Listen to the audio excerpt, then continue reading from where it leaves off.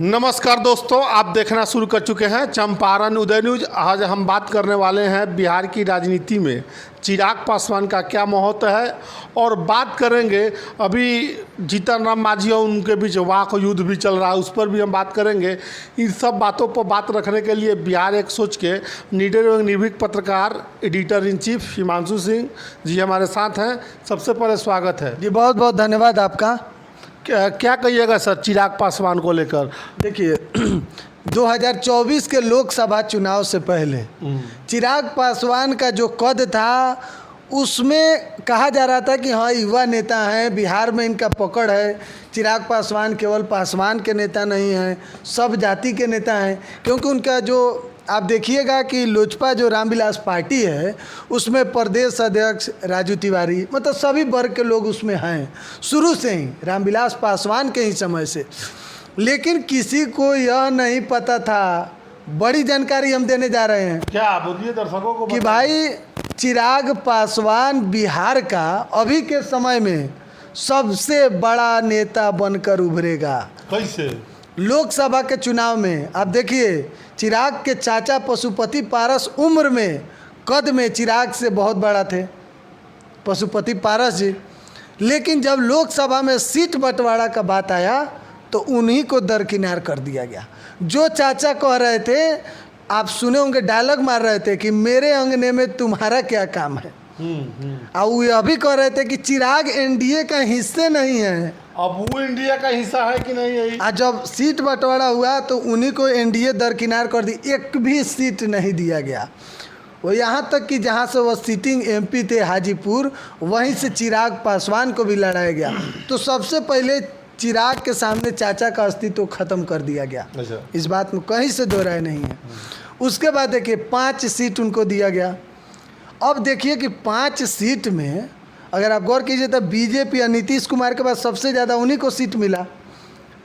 अनुमान लोग लगा रहा था कि 2 गो सीट कहीं चिराग जीत, 3 गो जीतेगा, चाहे 3 गो जीत जाए। 2-3 गो सीट पॉलिटिकल सोर्स से भी हार रहे थे चिराग। हाँ। और तेजस्वी यादव तो कह दिए थे कि चिराग खुद हाजीपुर हार रहे हैं, बयान भी दे दिए थे मीडिया में।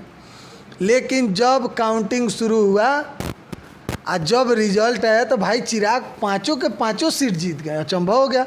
100 के स्ट्राइक रेट बिहार में 5 के 5 सीट, जो बीना देवी के खिलाफ एंटी इनकम्बेंसी था लोगों में, क्योंकि वैशाली से पहले भी सांसद थी, तो एंटी इनकम्बेंसी हावी था लोगों में। जो बीना देवी काम नहीं की है, वहाँ से ये जो मुन्ना शुक्ला हैं उनका दावेदारी पेश हो रहा था। इन तमाम चीज़ों के बावजूद भी बीना देवी जीत गई।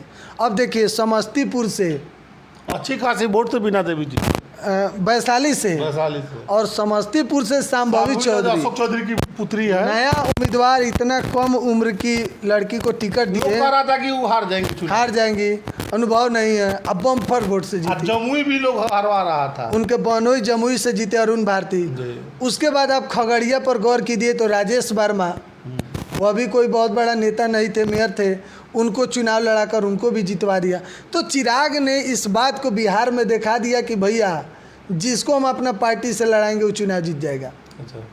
तो अब चिराग का कद इतना ज़्यादा बढ़ गया कि खुद नरेंद्र मोदी चिराग पासवान को तमाम चीज़ लौटा दिए जो उनसे कभी बीजेपी ने छीना था।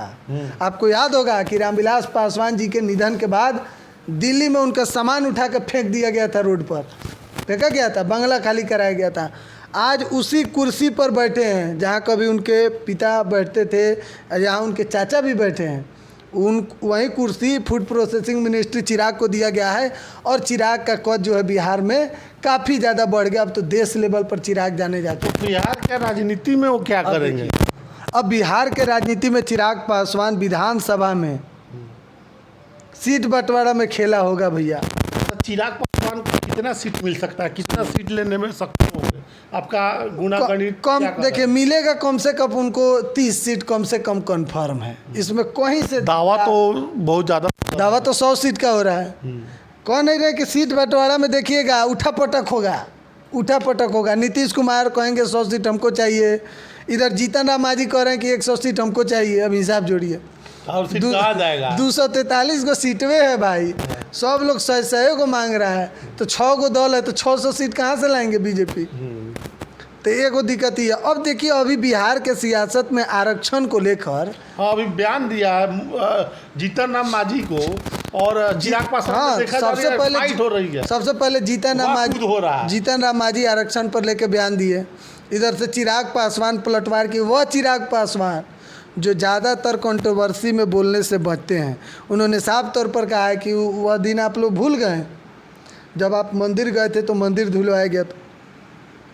तो आरक्षण को लेकर चिराग पासवान साफ तौर पर इस बात को जान रहे हैं कि आरक्षण जरूरी है, क्या कुछ है, एक एक चीज़ पर चिराग अपना बात इस बार रख रहे हैं। और चिराग ये अभी देख रहे हैं कि भाई 2025 का जो चुनाव है उसमें हमारी पार्टी कैसे सबसे बड़ा पार्टी बने, इस फिराक में भी लगे हुए हैं। और इस बार देखिएगा कम से कम 30 गो से 50 गो सीट उनको मिल सकता है, इसी के बीच में चिराग पासवान को मिलेगा। चलिए, बहुत बहुत धन्यवाद। आप इस वीडियो के बारे में क्या सोचते हैं कमेंट सेक्शन में कमेंट करके बताइएगा कि वीडियो कैसा लगा। मिलते हैं अगले वीडियो में, तब तक आप सभी का बहुत बहुत धन्यवाद।